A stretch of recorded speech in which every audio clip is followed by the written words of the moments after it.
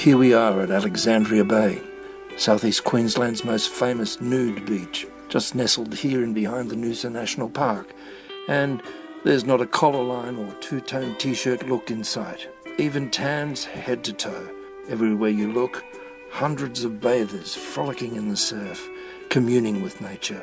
And there's not a police uniform to be seen anywhere. But it hasn't always been this way. Back in the 1920s and 30s, both men and women bathers were clothed in what you could call modest onesies. Women's knees were concealed and generally men's chests were as well. The Australia of the 1920s and 30s was far more Christian, far less secular. Australia's population was primarily Anglo-Celtic. Trains and trams were the most common mode of transport in our cities, and electricity and sewerage was not connected to most households. As World War II unfolded, the world witnessed industrial production at an unprecedented scale. The technologies that were to emerge spilled into the post-war boom years. The reconstruction of Europe under the Marshall Plan would stimulate world trade, and Australia would experience a prosperity at near full employment that would span into the early 70s. The electricity was connected, the sewerage was connected. Australia was self-sufficient in cars and appliances that would define the households of the 1950s. So why is this relevant? In 2 words, Elvis happened.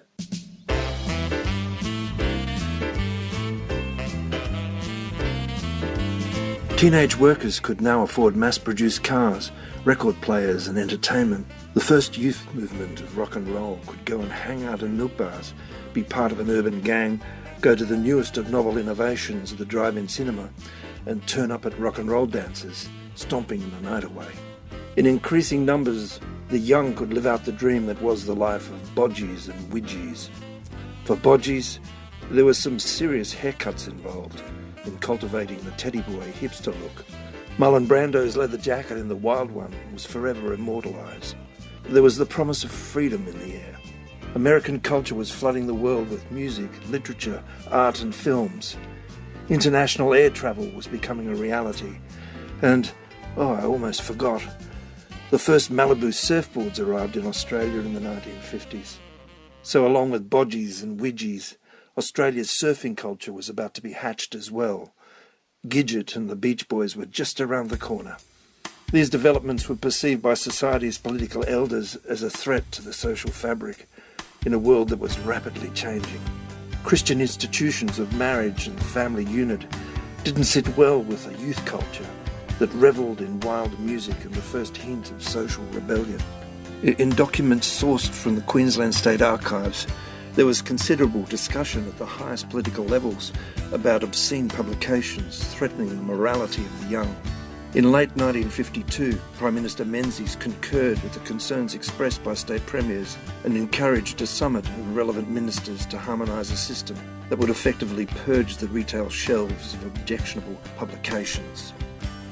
The summit was a culmination of a broad base of public protestation to the inflow of objectionable publications into Australia. The State Archives contained several letters of complaint ranging from church groups, women's groups, school principals, trade unions and rank-and-file branches of the Australian Labor Party. The following reading is an official branch document to the Labor Premier of Queensland, Vince Gare. The discontent expressed is typical of the sentiments portrayed across the political spectrum at the time. To the Honourable Vincent Gare, MLA, Premier of Queensland. Dear Sir, this branch would like to bring your attention to the comics of the love and romance type which have come to the market in recent months. This branch would like to see steps taken by your government to have this type of comic banned from sale in this state. These comics, which are out of date in the United States, were a forerunner to the cheap pornographic reading now in vogue among teenagers in that country. It could happen here. They are partly responsible for teenage immorality resulting from introduction to this country of such American practices as those of the bodgy and widgie cult. We would be pleased to hear of your willingness and ability to accede to our requests in this matter.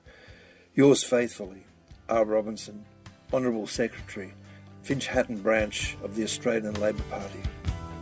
The resulting outcome of the summit of state ministers led to the Queensland Government enacting the Objectionable Literature Bill of 1954. Apart from clarifying what constituted indecent and obscene material, the Act also provided for the establishment of the Literature Board of Review, which would ban 47 publications in its first year of operation.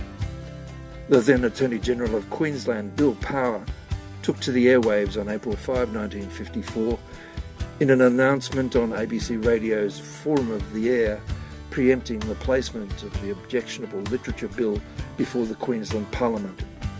Excerpts of his speech read as follows. Ladies and gentlemen, last week I introduced into the Queensland Parliament a bill which I consider a most important one.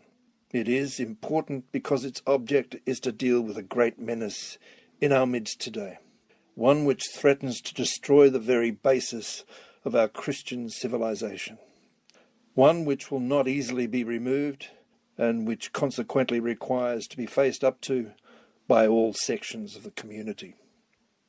Let me point out firstly that this bill not only deals with blasphemous, indecent, obscene and immoral literature, publications objectionable from the standpoint of crime promotion, lewd drawings, pictures and photographs, and the tide of so-called comic books, many of which are morally degrading and of the lowest order intellectually. But we must face the basic question of whether in our society that which is accepted according to fixed and immutable standards of natural and divine law as good or bad can still claim the protection for the good and the curbing for the bad. This bill concerns a problem which is not isolated to Queensland or to Australia. The sale and distribution of salacious and indecent literature is worldwide in scope, and its growth over the last 5 years has been prolific and unprecedented, to say the least. This literature is presented in a new and popular type, and is produced throughout the world by powerfully organised interests exploiting the people for profits. Power's speech is important because his moral view is based on profoundly important Christian doctrines related to natural and divine law. This position of divine providence, that human destiny is presided over by an omnipresent, omnipotent God, stands in direct contrast to the humanist, secularist view that human progress is the result of human determinism, rationality and science. The rise of humanism and secularism is an important element in this context and can be traced back to the Renaissance with the events leading to the French Revolution and the Industrial Revolution. It should be recognised that Gare's Irish Catholic constituency were not the only church-based source of lobbying and complaint regarding calls for censorship and prohibition. Protestant groups were also lobbying the government. The Women's Christian Temperance Union of Queensland called on the government for 2 women to be appointed to the Literature Board of Review. Mrs. A.G. Ashdow stated in official correspondence to the Queensland Premier, Sir, members assembled at the recent convention discussing the matter of harmful comic strips, magazines and pictorial matter were of the opinion that it would be advisable to appoint 2 women to the board which is to deal with indecent literature. I was requested to commend this suggestion for your consideration. Yours truly, Mrs. A. G. Ashtow. The General Secretary of the Baptist Union of Queensland also wrote to the Attorney-General, Bill Power, in saying, Honorary Sir, I have, by direction of the 75th Annual Assembly of the Baptist Union of Queensland, to respectfully submit the following resolution for your consideration, and such action as may be found possible. With the object of providing additional safeguards for the morals of our youths and maidens, this Assembly expresses the hope that both state and federal governments will take steps to impose a stricter censorship in relation to literature, including so-called children's comics and films, whether local or imported, with the object of preventing the publication and circulation of those which feature unsavoury references to sex. I am, Honorary Sir, yours respectfully, Ralph Sayce. The 1950s was a significant decade for the establishment of the core regulatory framework in which censorship was to be played out, not just in publications of literature, but the performance of dramatic literature as well. This regulatory framework, drafted and legislated by the Gere government, was left largely unamended through the subsequent reigns of the Nicklin and Bjelke-Petersen governments. Two issues would stand in juxtaposition to this in Queensland: the regulation of television and shifts in public opinion. The eruption of youth culture in the 1960s coincided with television.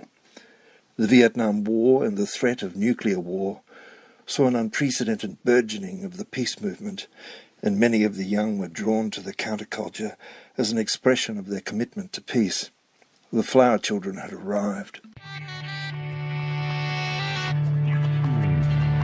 The arrival of television bore witness to the moon landing, Woodstock, and the nightly coverage of the war in Vietnam and Cambodia.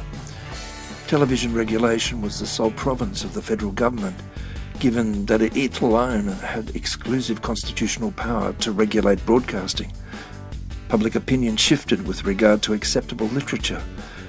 Lady Chatterley's Lover, the classic D.H. Lawrence novel, remained on the banned list in Australia until 1965. Some of the censorship choices seemed absurd and inconsistent. Sex scenes in novels by Patrick White and Miles Franklin were equally suggestive and explicit, but escaped the censor's wrath. Publications by Norman Lindsay and George Orwell were also banned. The other issue was the shift in clothing and dress choices. Women's and men's bathing costumes became less and less concealing.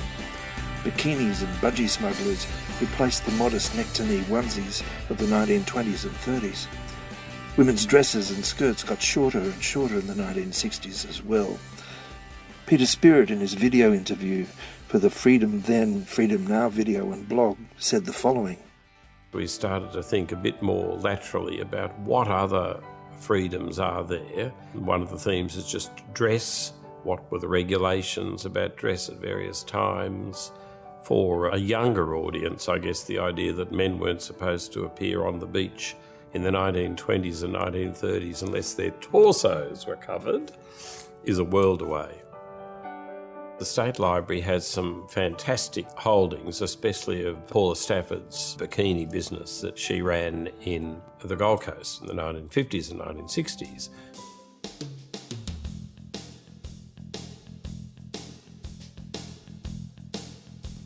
While Gere's regulations about publications in Queensland were still in place during the 1960s and 70s, television depictions of Australian men and women sporting budgie smugglers and bikinis on beaches seemed almost indistinguishable from underwear advertisements on television at the time. The television regulator of the Commonwealth stood in stark contrast to the state government regulations on printed publications. The other manifestation of this contradiction was in the domain of nudism. While bans remained in place regarding printed publications in Queensland, nudity on television emerged with soap operas like Number 96 and The Box appearing in the early 1970s. Civilization has celebrated the naked human form since ancient Greece. Sketches of Leonardo da Vinci depicted male nudes, and the great portraits of the Renaissance saw an endless procession of nude depictions. Harry M. Miller would call on the major role the nude has played in the history of Renaissance and post-Renaissance art, as he argued successfully for a censorship clearance regarding the staging in Sydney of the musical Hair in 1969. The tribal scene in the musical involved the entire cast of the production performing naked on stage. Hugh Hefner's Playboy magazine, which launched in 1953, was still banned through the 60s and 70s in Queensland. Penthouse and Man magazine were also subject to censorship at that time. Increasingly, inconsistencies in the application of censorship across Australia emerged. Peter Spirit, in reflecting on the themes in Freedom Then, Freedom Now, says the following with regard to the Too Rude for Queensland section. The final theme is in many ways, I guess, the cheekiest theme in the whole exhibition. It's called Too Rude for Queensland, where we look at waves of censorship, and a lot of the censorship to modern eyes seems absolutely unbelievable. Pretty polite comic books written by Norman Lindsay in the 1930s are briefly banned, through to Playboy covers that were banned in the 1960s would seem really quite tame to modern eyes. Regarding nude bathing, the application of indecent exposure laws were increasingly relaxed during the 1970s and 80s. Police seemed to let people self-regulate increasingly on matters of bathing. Indecent exposure, which remains an offence in the state's criminal code, usually applies now to drunken people urinating in public spaces rather than to topless women bathers. Customs and usage rather than regulation seems to have played a major role in establishing nude beaches across Australia, primarily at secluded beaches in national parks like Alexandria Bay and Noosa, Kings Beach near Byron Bay, and Werrong Beach in the Royal National Park near Sydney.